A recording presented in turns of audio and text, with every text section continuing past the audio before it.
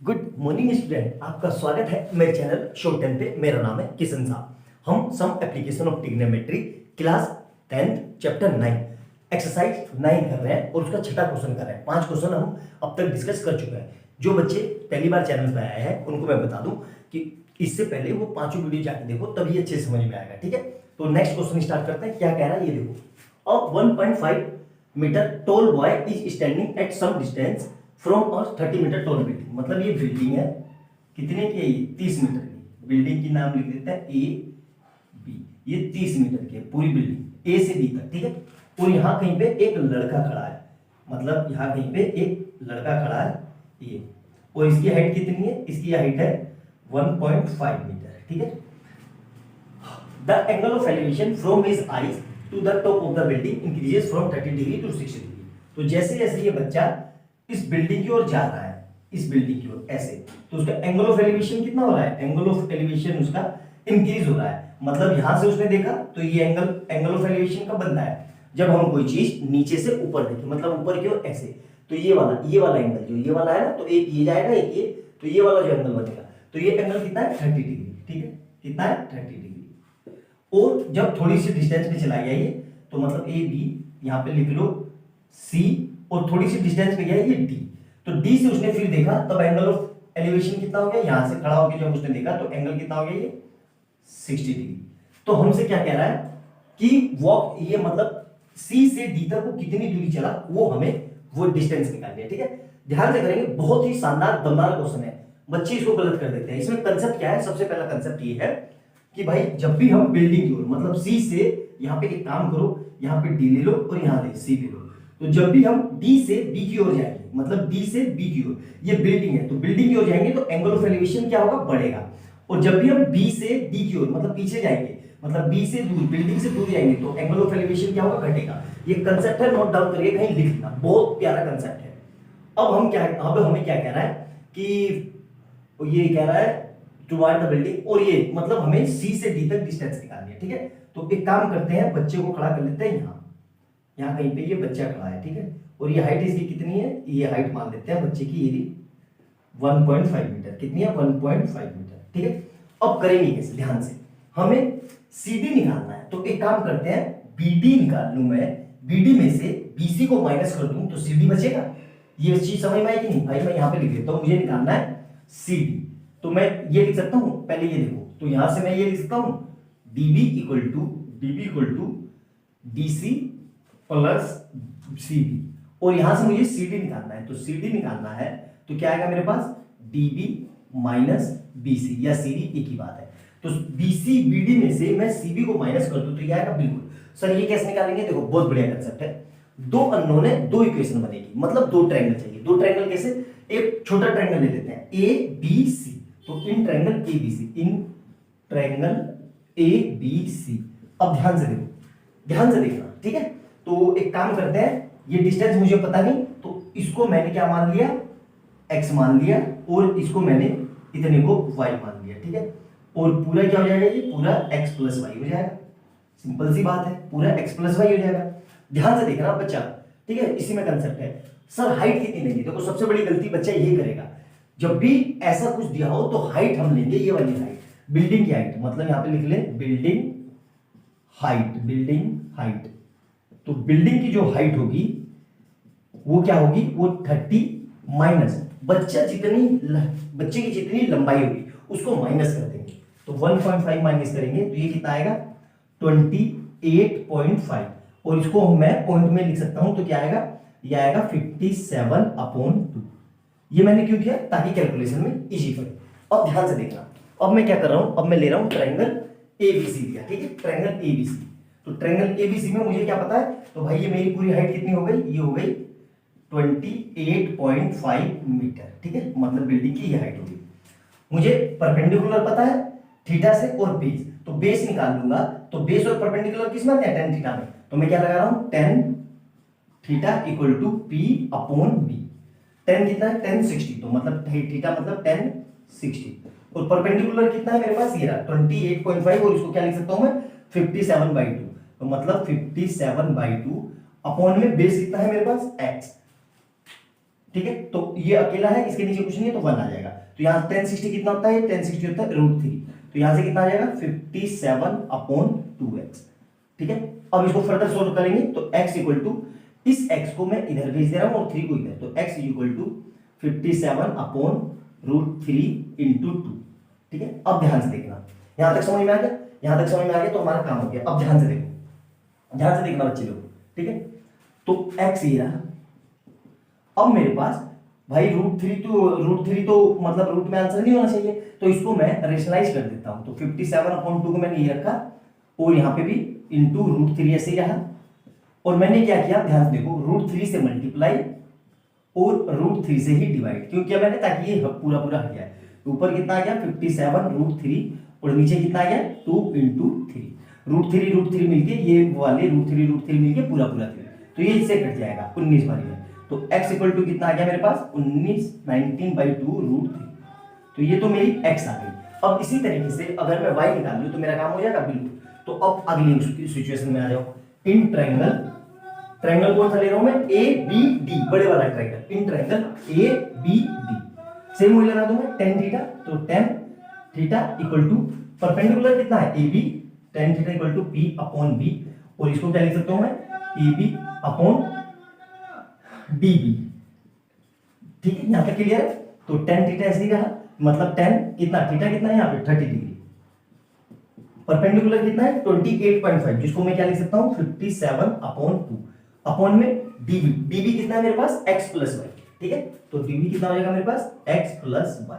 ठीक है, tan 30 कितना होता है 1/√3, और इधर से कितना आ जाएगा 57/2 into x plus y. Clear है यहां तक, मेरे ख्याल से कोई डाउट नहीं होना चाहिए, समझ में आ गया होगा अच्छे से।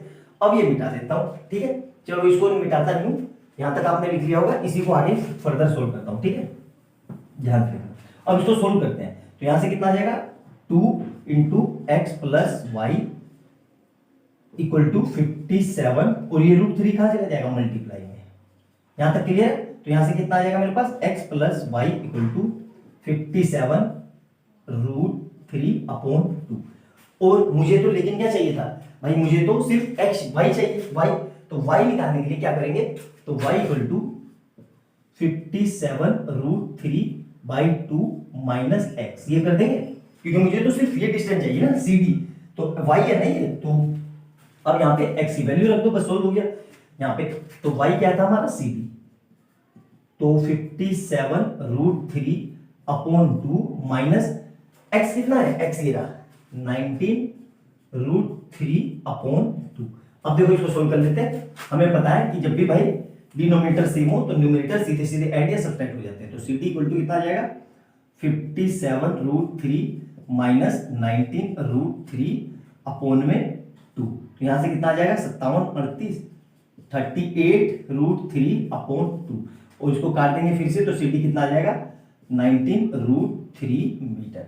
√3 की वैल्यू रख देना या इतना भी छोड़ देना। तो ये मेरी डिस्टेंस है जो वो चला बिल्डिंग की ओर। आई बात समझ में, मतलब ये बच्चा यहां से यहां तक, मतलब C से D पॉइंट तक इतनी डिस्टेंस चला। बहुत ही शानदार, बहुत प्यारा, बहुत दमदार क्वेश्चन है, one of the favourite examiner का क्वेश्चन है ये, और एग्जाम में आने के बहुत ज्यादा चांस है, और इसको बच्चे बिल्कुल गलत करते हैं। तो अच्छे से समझना, एक एक स्टेप समझना, और वीडियो अच्छी लगे तो लाइक एंड सब्सक्राइब कर लेना और बेल आइकन दबा लेना। मिलते हैं अगली वीडियो में बहुत अच्छे क्वेश्चन के साथ। बाय बाय दोस्तों।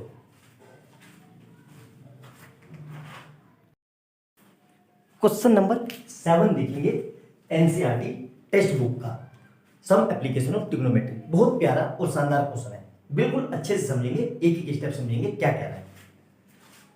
From a point on the ground the angle of elevation of the bottom and top of a transmitter tower. मतलब देखो ध्यान से, यहीं पे बच्चा कंफ्यूज हो जाएगा। ये मेरी बिल्डिंग है, ठीक है, मैं ऐसे बना देता हूं, ये बिल्डिंग है, ठीक है, और इस बिल्डिंग के ऊपर क्या है, टावर लगा हुआ है, मतलब इस तरीके से ये टावर लगा हुआ है, ठीक है, ध्यान से देखना, ये बिल्डिंग के ऊपर टावर है। अब इस बिल्डिंग के ऊपर जो टावर है, इसके बॉटम से, मतलब टावर के बॉटम से और टॉप से ग्राउंड पे दो एंगल बन रहे हैं। दो एंगल कैसे, देखो ध्यान से, एक एंगल तो ये बन रहा है, ये वाला, और एक एंगल यहीं से बन रहा है ऐसे, ठीक है, इस तरीके से, मतलब इसको थोड़ा इधर ले लो, इस तरीके से ये एंगल बन रहे हैं, ठीक है। फिक्स्ड एट द, और हाइट कितनी है भाई बिल्डिंग की हाइट है इतनी, कितनी 20 मीटर, ठीक है। हमसे क्या पूछ रहा है, और एंगल कितने हैं सर, देखो नॉर्मल सी बात है यार, जो बड़ा है तो वो बड़ा होगा, ये बड़ा है तो ये 60 डिग्री, और ये छोटा है तो 45 डिग्री। क्लियर है, ये चीज समझ में आई। Find the height of the tower, मतलब नाम लिख देते हैं यहां से ABCD, मतलब मुझसे AB निकलवा रहा है, तो मैं AB निकालने के लिए क्या करना पड़ेगा, ध्यान से देखो यार, क्वेश्चन को ध्यान से समझना। उस फिगर में और इस फिगर में क्या अंतर है, उसमें आदमी चल के जा रहा था तो दोनों एंगल अलग अलग बने थे, इसमें एक ही पॉइंट पे एंगल क्यों बन रहे हैं, क्योंकि टावर के दोनों फुट से और टॉप से एंगल ऑफ एलिवेशन मतलब नीचे से ऊपर की ओर। आई बात समझ में, उसको बोलते हैं एंगल ऑफ एलिवेशन। समझ में आया यहां तक। तो अब मुझे क्या निकालना है, मुझे AB निकालना है, तो मैं भाई AB को मान लो, थोड़ी देर के लिए AB को मैंने x मान लिया, तो एक का ये लिख सकता हूं मैं AC equal to AB plus BC, और मुझे तो AB निकालना है, तो मैं ये लिख सकता हूं AB equal to AC minus BC। इस BC को इधर ले आया, तो अल्टीमेट मतलब मुझे क्या करना है भाई, AB निकालना है, ठीक है। AC में से BC माइनस कर दूं तो AB आ जाएगा, बिल्कुल आएगा, मतलब दो वेरिएबल है, मतलब दो अलग अलग चीज है, और दो इक्वेशन चाहिए, दो इक्वेशन होंगी तभी तो निकलेंगे। अब देखो कैसे करेंगे, सबसे पहले छोटा ट्रायंगल ले लेते हैं, ट्रायंगल BCD में ये वाला, ये एंगल भूल जाओ, मतलब ये एंगल भूल जाओ, तो क्या दिख रहा है BCD में कितना एंगल है 45। आई बात समझ में, तो इस इन मैं लिख लेता हूं इन ट्रायंगल BCD, ठीक है। मुझे क्या पता है परपेंडिकुलर, और ये थीटा से लगता हुआ बेस, ये क्या हो जाएगा बेस, ठीक है। आई बात समझ में, तो एक काम कर लेते हैं, मैं क्या कर रहा हूं ध्यान से देखना, तो tan थीटा लगा दूं मैं, tan थीटा इक्वल टू क्या होता है P अपॉन B, क्योंकि मुझे परपेंडिकुलर और बेस पता है, P कितना है BC और बेस कितना है CD, तो यहां से tan और थीटा कितना है 45, मतलब tan 45 इक्वल टू BC, तो BC कितना है, BC है 20, और CD कितना है बेस, तो CD को CD लिख लो, tan 45 कितना होता है 1, तो यहां से कितना आ जाएगा 20 अपॉन CD, मतलब CD इक्वल टू कितना आ गया मेरे पास, CD इक्वल टू 20 मीटर। अब यहां पे आप डायरेक्ट भी एक पॉइंट डाल के लिख सकते हो कि जब भी 45 एंगल होगा तो बेस और परपेंडिकुलर बराबर होंगे। नोट डाउन करके लिख लेना, बहुत काम की चीज है कि जब भी एंगल 45 होगा तो बेस वो परपेंडिकुलर और बेस हमेशा बराबर होंगे। तो यहां तक मेरे ये CD समझ में आ गया, तो CD ये रहा। अब दूसरा देखते हैं, देखो अब बड़ा ट्रायंगल ले लेते हैं, इन ट्रायंगल ACD में, इन ट्रायंगल ACD में सेम वही लगा देता हूं, tan थीटा इक्वल टू कितना होगा AC अपॉन CD, ठीक है। tan थीटा कितना है tan 60, मतलब tan 60, और यहां से कितना है AC कितना है भाई, AC को मैं ये लिख सकता हूं x प्लस 20 क्यों, देखो यार AB प्लस BC, मतलब AB प्लस BC है ना, तो AB कितना है x और BC कितना है 20, तो वही लिख दिया मैंने। और CD कितना है मेरे पास, तो CD है, CD को CD रख लो, tan 60 कितना होता है √3, तो √3 equal to x plus 20 upon CD। Clear है यहां तक। अब इक्वेशन 1 और 2 से ये वाली CD की वैल्यू मैं वहां पुट कर दूं तो मेरा आंसर आ जाएगा, बिल्कुल आ जाएगा, देखो ध्यान से। तो ये तो बना लिया होगा आपने, इसका काम हो गया मेरा, ठीक है। तो इसको नाम दे दो इक्वेशन 1 और इसको नाम दे दो 2, ठीक है। तो from equation 1 and 2, from equation 1 and 2 से CD की वैल्यू मैं और रख देता हूं, तो √3 ऐसे ही रहा, और यहां से कितना है x प्लस 20 और CD कितना है 20, ठीक है। अब इस 20 से इस 20 को मत काट देना, बच्चे गलती कर देते हैं, ये प्लस में है, अगर ये इनटू में होता तो कट जाता, अब क्रॉस मल्टीप्लाई, ये इधर इसके नीचे कुछ नहीं है तो 1 ये इधर, तो क्या आ जाएगा 20 √3 इक्वल टू x प्लस 20, और मुझे तो x निकालना है तो 20 को इधर ले आता हूं, तो 20 √3 माइनस 20 इक्वल टू x, पूरे में से कुछ कॉमन आ रहा है 20 कॉमन आ रहा है, तो 20 कॉमन आ रहा है √3 माइनस 1 इंटू x, ठीक है। यहां तक क्लियर है। अब हमें पता है √3 की वैल्यू कितनी होती है 1.73, याद रखना, ठीक है, स्टैंडर्ड है, ठीक है। तो यहां पे लेते हैं 20 into 1.73 minus 1 equal to x, तो यहां से कितना आ जाएगा 20 इंटू 0.73 इक्वल टू x, तो ये कितना हो जाएगा 70 दूनी 140 146 146 और 0, 2 के बाद 0 लगेगी, तो हाइट कितनी आ गई 14.6 मीटर, मतलब जो हाइट है टावर की वो इतनी आ गई। तो टावर की हाइट ऑटोमेटिकली बिल्डिंग की हाइट से कम आएगी। आई बात समझ में? तो बहुत अच्छा, बहुत शानदार क्वेश्चन है ना, बहुत ही जबरदस्त क्वेश्चन है। मतलब ये अब जितने भी क्वेश्चन है 6 से लेके 15 तक, ये सारे बहुत प्यारे क्वेश्चन है। अच्छे से समझना, जितनी बात मैंने बीच में बोली है उनको नोट डाउन करके लिखना, ठीक है, ताकि आपको याद रहे। और वीडियो अच्छी लगी हो तो लाइक एंड सब्सक्राइब कर लेना और बेल आइकन दबा लेना। मिलते हैं अगली वीडियो में बहुत अच्छे क्वेश्चन के साथ। बाय बाय दोस्तों।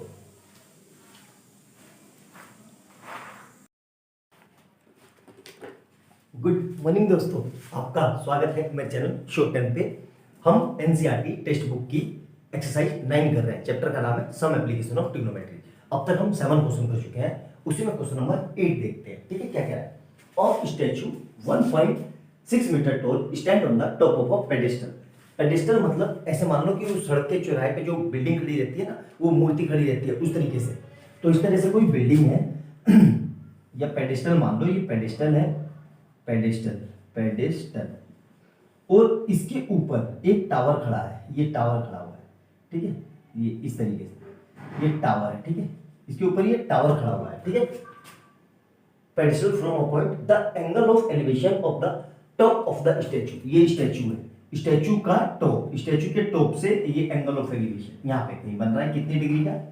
60 डिग्री का। और क्या कह रहा है? and stretching and the same point the angle of elevation of the top of the pedestal। अब पेडेस्टल का टॉप देखो, ये रहा पेडेस्टल का टॉप, ये रहा। तो यहां से सेम ही एंगल कितना है इसी पॉइंट पे, ये रहा, ये एंगल बन रहा है कितना? 45 डिग्री। ठीक है, यहां तक समझ में आएगी? Find the height of the tower. और हमें क्या दिया हुआ है? स्टैचू, मतलब ये हिस्सा दिया हुआ है कितना? 1.6 मीटर। और हमें ये निकालना है, मतलब ये हाइट निकालनी है, ठीक है। तो नाम लिख देते हैं A B C D. Clear है यहां तक? अब देखो ध्यान से करेंगे कैसे, एक एक स्टेप समझना। अगर इसमें हमारा मेन टास्क होता है फिगर बनाना, अगर फिगर बन गई तो हमारा क्वेश्चन आराम से हो जाएगा। मैं बड़े वाला ट्रायंगल ले लूं, ट्रायंगल ए सी डी। क्यों? बड़े वाले ट्रायंगल में हाइट क्या हो जाएगी? 1.6 प्लस एच, और बेस मुझे पता नहीं, कभी निकाल लेंगे। उसी तरीके से ये वाला ट्रायंगल ले लूं बी सी डी, तो इसमें हाइट और इसमें बेस पता नहीं, तो दोनों जगह से बेस को निकाल के इक्वल कर दूं तो आंसर आ जाएगा। देखो कैसे करना है, फिर से समझो। दोनों फिगर में क्या कॉमन है? दोनों फिगर में बेस कॉमन है। तो दो ट्रायंगल से मैं दोनों जगह से बेस निकाल लूं और उस बेस को आपस में इक्वल कर दूं, आंसर आ जाएगा। बस ये समझ में आया? तो लिख लो सबसे पहले in triangle A C D, in triangle बड़ा ट्रायंगल ए सी डी है, बड़े वाले में ए सी डी में ये थीटा कितना है? 60 डिग्री, ठीक है। तो थीटा के सामने परपेंडिकुलर, परपेंडिकुलर, और ये क्या हो गया? बेस। तो मैं क्या लिख रहा हूं? tan थीटा इक्वल टू कितना है? ए सी अपॉन बी सी। तो यहां से कितना आ जाएगा? tan 60। और ए सी को मैं क्या लिख सकता हूं? ए सी को लिख सकता हूं मैं A B plus B C, और यहां पे क्या है मेरा? डी सी ऐसे ही रहा। tan 60 कितना होता है? √3। और ए बी पता है? ए बी हम मुझे दिया हुआ है 1.6 प्लस बी सी मुझे निकालना है, बीच को मैंने एच माना है, और डी सी ऐसे ही रहा। तो यहां से डी सी कितना आ जाएगा? D C equal to 1.6 plus H upon √3। ये हो गई इक्वेशन। यहां तक क्लियर है? यहां तक मेरे ख्याल से क्लियर होगा, कोई समस्या नहीं होगी। अब देखो ध्यान से देखना, अब मैं क्या कर रहा हूं। अब मैं सेम इस ट्रायंगल में, in triangle B C D में, in triangle B C D में थीटा, अब फिर 45 लेंगे, छोटा ट्रायंगल है तो थीटा के सामने परपेंडिकुलर और थीटा से लगता हुआ बेस। तो फिर वही चीज मैंने लगा दी, tan theta equal to B C upon C D. tan कितना है? 45। तो tan 45 equal to B C मुझे पता नहीं, एच, और सी डी को मैंने सी डी रखा। tan 45 कितना होता है? 1। तो 1 equal to H upon C D. तो यहां से मेरे पास क्या आ जाएगा? C D equal to H. ये हो गई इक्वेशन 2। और मैंने अभी आपको क्या बताया था कि दोनों फिगर से सी डी को इक्वल कर दो, मतलब बेस है उस बेस को इक्वल कर दो। इस तरह के फिगर में क्या करना होता है? जो दोनों में कॉमन हो उसको इक्वल कर दो। तो बेस कॉमन है तो बेस को इक्वल कर दो। अब देखो ध्यान से, क्योंकि मुझे हाइट निकालनी है। कहोगे कि सर हाइट भी तो इक्वल है, हाइट को इक्वल कर दो। नहीं बेटा, हमें तो बेस निकालना है। तो देखो ध्यान से, from 1 and from equation 1 and 2, 1 and 2। तो देखो यहां से भी टीसी है इसकी इक्वल और यहां से भी सीडी है इसकी इक्वल, तो दोनों की इक्वल कर दो। तो मतलब मैं ये लिख सकता हूं h इक्वल टू ये h plus 1.6 upon √3 equal to वहां से कितना है h। बस हो गया। सो h निकल गया हमारा, इतना कर लिया, आपका आंसर आ गया। देखो ध्यान से ये इंगेज कर देता हूं। देखो क्रॉस मल्टीप्लाई कर दो, ये इधर गया तो कितना आ जाएगा h plus 1.6 equal to √3 into H. इस h को इधर ले जाओ तो 1.6 equal to √3h minus h। h को मना रहा है तो क्या हो जाएगा 1.6 इक्वल टू √3 माइनस 1 और h को मैंने बाहर निकाल दिया। तो यहां से क्या आ गया, ध्यान से देखना 1.6 upon √3 minus 1 equal to h। यहां तक समझ में? अब हमें पता है रूट में हमारा आंसर नहीं आता तो इसको क्या करेंगे, रेशनलाइज। तो क्या लिख रहा हूं मैं 1.6 upon √3 minus 1 into √3 plus 1 upon √3 plus 1। ठीक है, अब यहां से देखो क्या आएगा 1.6 इंटू √3 प्लस 1 को ऐसे रखा और यहां से देखो क्या आ रहा है a प्लस बी और a माइनस बी। तो ये क्या हो जाएगा a square minus B square, मतलब √3 का स्क्वायर माइनस 1 का स्क्वायर इक्वल टू h। तो यहां से क्या आ जाएगा 1.6 और √3 प्लस 1 और इधर से क्या आएगा 3 माइनस 1। तो क्या आ जाएगा यहां से देखो, तो 1.6 इंटू √3 प्लस 1 अपॉन 2 जो किसकी इक्वल है h है। तो इसको सोल्व करके क्या आएगा h इक्वल टू 0.8 और √3 प्लस 1, यही आंसर है। ठीक है, √3 की वैल्यू रख के सोल्व कर लेना, सिंपल सा है।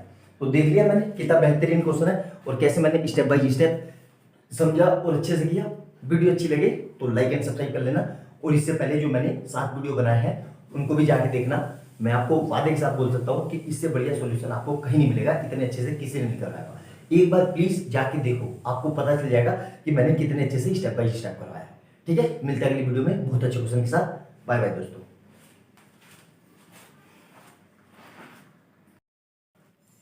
क्वेश्चन नंबर 9 देखेंगे, सम एप्लीकेशन ऑफ ट्रिग्नोमेट्री का। बहुत बढ़िया, बहुत जबरदस्त सवाल, मैक्सिमम बच्चों को समझ में नहीं आएगा क्या कह रहा है। The angle of elevation of the top of a building from the foot of the tower is 30 degree. मतलब कोई बिल्डिंग है, ये बिल्डिंग है, ठीक है, और टावर कहाँ है, तो देखो टावर यहाँ कहीं बगल में खड़ा हुआ है, ये टावर है। तो ये कहना है कि बिल्डिंग के the angle of elevation of the top of the building from the foot of the tower is 30 degree. मतलब टावर के फुट से, फिर से पढ़ते हैं the angle of elevation of the top of the building. तो building के top से टावर के फुट तक, तो एंगल ऑफ एलिवेशन है कितना है वो 30 डिग्री। मतलब इसको मिला दो ऐसे, ये बेस है, ये एंगल कितना है 30 डिग्री। ठीक है, and the angle of elevation of the top of a tower, tower के टॉप से and from the foot of the building के फुट, टावर का टॉप ये टावर है, टावर के टॉप से बिल्डिंग के फुट से जो एंगल ऑफ वे है वो कितना है मेरा भाई एलिवेशन 60 डिग्री। ये चीज समझ में आएगी। और टावर की हाइट कितनी है, ये पूरी हाइट दे रखी है मुझे 50 मीटर। कितनी है ये पूरी टोटल 50 मीटर। नाम लिख दो A B C D। अब देखो ये फिगर बन गई तो हमारा काम हो गया। मेन होता है मैंने फिगर बनाना, मैंने कितनी बार बोला है कि अगर आपने फिगर बना लिया तो हमारा काम हो गया। अब देखना ध्यान से, इन दोनों ट्रायंगल में फिगर में कॉमन क्या है बेस। तो एक काम करते हैं, दोनों फिगर से मतलब ए वाले ट्रायंगल से ए बी सी से और डी सी बी से दोनों से बेस निकाल के इक्वल कर दो तो मेरा आंसर आ जाएगा। तो ध्यान रखना इस तरह के क्वेश्चन में जो कॉमन दोनों ट्रायंगल में उसको निकाल के इक्वल कर दो, आंसर आ जाएगा। बिल्डिंग की हाइट मैंने कितनी मान ली h। तो सबसे पहले मैं क्या कर रहा हूं, देखो बड़ा ट्रायंगल ले रहा हूं, इन ट्रायंगल ए बी सी में, इन ट्रायंगल ए बी सी में देखो ये थीटा है, ये थीटा के सामने परपेंडिकुलर और थीटा से लगता हुआ बेस। ठीक है, ध्यान से देखना। और ये थीटा है तो ये थीटा के सामने ये बेस और थीटा के सामने परपेंडिकुलर। तो जब मैं बड़ा ट्रायंगल लूंगा तो ये वाला एंगल लूंगा 60, क्योंकि बड़े ट्रायंगल का ये वाला एंगल है। तो 60, तो मैं क्या लगा रहा हूं, tan थीटा इक्वल टू क्या होगा, P मतलब AB P अपॉन B, तो P अपॉन BC मतलब परपेंडिकुलर अपॉन बेस। ठीक है, तो ये मेरा ठीक हो गया। अब tan 60, tan थीटा कितना है, tan 60, और मेरा AB कितना है, AB दिया हुआ है 50, और BC कितना है पता नहीं, तो BC को BC रखो। तो tan 60 कितना होता है, √3, तो यहां से कितना आएगा 50 अपॉन BC, तो BC कितना आ गया मेरा 50 अपॉन √3 इक्वल टू BC, मतलब BC इधर चला गया, 3 इधर आ गया। ये होगी मेरी इक्वेशन 1। ठीक है, अब दूसरी चीज देखते हैं। ठीक है, ध्यान से देखो, अब लिख रहा हूं मैं इन ट्रायंगल कौन सा, DCB में, इन ट्रायंगल DCB में क्या लगा रहा हूं, फिर से वही tan theta equal to perpendicular. अब देखो ना, ये थीटा है तो थीटा के सामने ये परपेंडिकुलर हो जाएगा, मतलब CD, और बेस क्या होगा मेरा BC या CD। tan 60 tan 30 थीटा, क्योंकि अब tan 30, और मैंने CD को कितना माना H, क्योंकि ये मुझे निकालना है H, और BC मुझे पता नहीं, तो BC को BC रखा। tan 60 कितना होता है 1 upon √3 equal to H upon BC, तो यहां से BC कितना आ जाएगा मेरे पास, BC इक्वल टू √3H। ये हो गई इक्वेशन 2। तो दोनों जगह से BC BC आ रहा है, तो इन BC को मैं इक्वल कर दूं तो मेरा आंसर आ जाएगा, बिल्कुल आ गया। तो देखो मैं क्या कर रहा हूं, ध्यान से देखना, अब आपको समझ में आ गया होगा।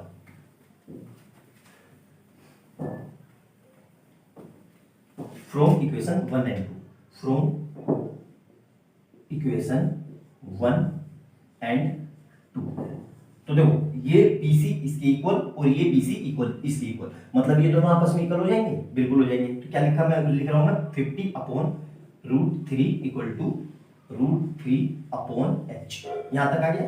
तो यहां से देखो H निकालना है, तो ये √3 कहां जाएगा नीचे, तो 50 upon √3 multiply √3 equal to H। Clear है? तो H कितना आ जाएगा, देखो ध्यान से, तो √3 मिलके क्या बनेगी, पूरा पूरा 3, तो मतलब यहां से कितना आ गया 50 अपॉन 3 इक्वल टू H। तो मेरा H कितना आएगा, H आएगा, इसको सोल्व कर लेना, 16.66 मीटर। तो देख लिया आपने कितनी आसानी से क्वेश्चन को मैंने कैसे स्टेप बाय स्टेप समझा, फिगर बनाई, फिगर ड्रॉ करके ये देखी कि दोनों में कॉमन क्या है, उस कॉमन चीज को मैंने आपस में इक्वेट कर दिया, मेरा आंसर आ गया। यही सबसे आसान तरीका है इन क्वेश्चनों को करने का। आप जो तरीके से करते हो मुझे नहीं पता, लेकिन जो तरीका मैं बता रहा हूं वही मुझे सबसे आसान लगता है, आपको भी यही आसान लगेगा, एक बार करके देखो। ठीक है, अच्छे से समझना, वीडियो अच्छी लगे तो लाइक एंड सब्सक्राइब कर लेना और बेल आइकन दबा देना। मिलते हैं अगली वीडियो में बहुत अच्छे क्वेश्चन के साथ। बाय बाय दोस्तों।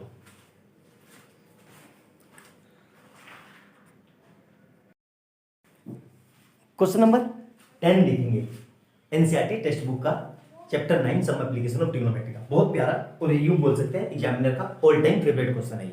ठीक है, बहुत अच्छा क्वेश्चन है। क्वेश्चन को समझेंगे क्या कह रहा है। Two poles of equal height are standing opposite to each other. दो पोल्स हैं, एक पोल ये रहा और एक पोल ये रहा, दोनों इक्वल हाइट के हैं। ठीक है, और यहां पे इसको मिला दिया। ठीक है, नाम लिख देते हैं ए बी और सी और ये डी। ठीक है,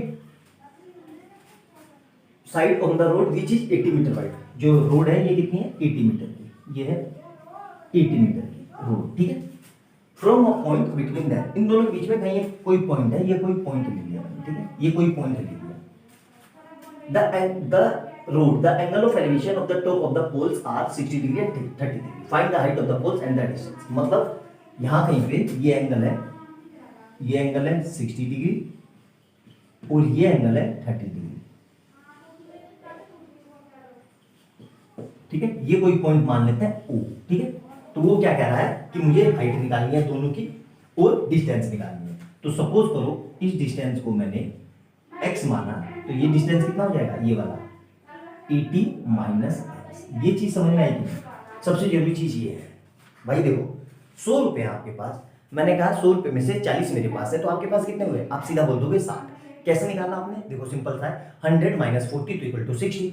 टोटल 80 है, 80 में से ये x हो गया, तो दूसरी कितनी बचेगी, 80 माइनस x कि x माइनस 80। अरे x माइनस 80 नहीं होगी भाई, 80 बढ़ा है, 80 में से x माइनस होगा। ठीक है, तो यहां तक समझ में आया। अब इसको करेंगे। अब देखो करने के लिए सबसे पहले बार बार नोट डाल के एक पॉइंट लिख लेना। दोनों फिगर में क्या कॉमन है, h कॉमन है, मतलब ये हाइट कॉमन है, ये हाइट, ये भी हाइट h है और इधर ये भी h है, क्योंकि हमें गिवन है। तो दोनों फिगर में से अगर मैं h निकाल दूं और दोनों को इक्वल कर दूं तो मेरा आंसर आ जाएगा, बिल्कुल आ जाएगा। तो ऐसे ही करते हैं, चलो इन ट्रायंगल ले लेते हैं ए बी ओ में, in triangle A B O. देखो थीटा, थीटा से लगता हुआ बेस और थीटा के सामने परपेंडिकुलर, तो सिंपल सा है, क्या लगा देता हूं मैं, tan theta equal to P upon P. tan theta और tan थीटा कितना है मेरे पास 60 डिग्री, पी कितना है, पी है ए बी और बेस कितना है 20 पी ओ, ठीक है। tan 60 कितना होता है √3, ए बी कितना है भाई, ए बी है h और बी ओ कितना है x। तो यहां से देखो, यहां से h कितना आ गया, h इक्वल टू ये इधर गया मल्टीप्लाई में √3x, ये हो गई इक्वेशन 1। क्लियर है यहां तक? तो ये हो गई मेरी पहली इक्वेशन। अब दूसरी देखो, इन ट्रायंगल कौन सा DCO में, इन ट्रायंगल DCO में सेम मैं इसी लगा रहा हूं, tan theta equal to P upon B और tan थीटा, tan कितना है थीटा 30 डिग्री, तो मतलब tan 30 degree equal to P कितना है, P है मेरे पास DC और ये कितना है 80 माइनस x।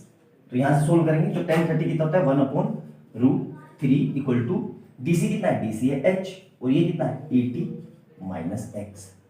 तो यहां से क्रॉस मल्टीप्लाई कर दो, इसको इधर भेज दो, तो कितना आ गया 80 minus x upon √3 equal to h। ये हो गई इक्वेशन 2। तो देखो यहाँ पे h इसके बराबर और यहाँ पे h इसके बराबर, तो दोनों h को बराबर कर दूं, बिल्कुल कर दिया, आंसर आ जाएगा। देखो तो ध्यान से देखो क्या कर रहा हूं मैं, from equation 1 and 2, from equation 1 and 2, h इसके इक्वल और h इसके इक्वल, मतलब ये दोनों आपस में इक्वल हो जाएंगे। तो मैं क्या लिख रहा हूं √3x equal to 80 minus x upon √3। अब बस कुछ नहीं करना है, सोल्व कर दो, तो ये इधर मल्टीप्लाई में जाएगा, तो √3x into √3 equal to 80 minus x। तो यहां से क्या आ जाएगा 3x equal to 80 minus x, ठीक है। अब ध्यान से देखना,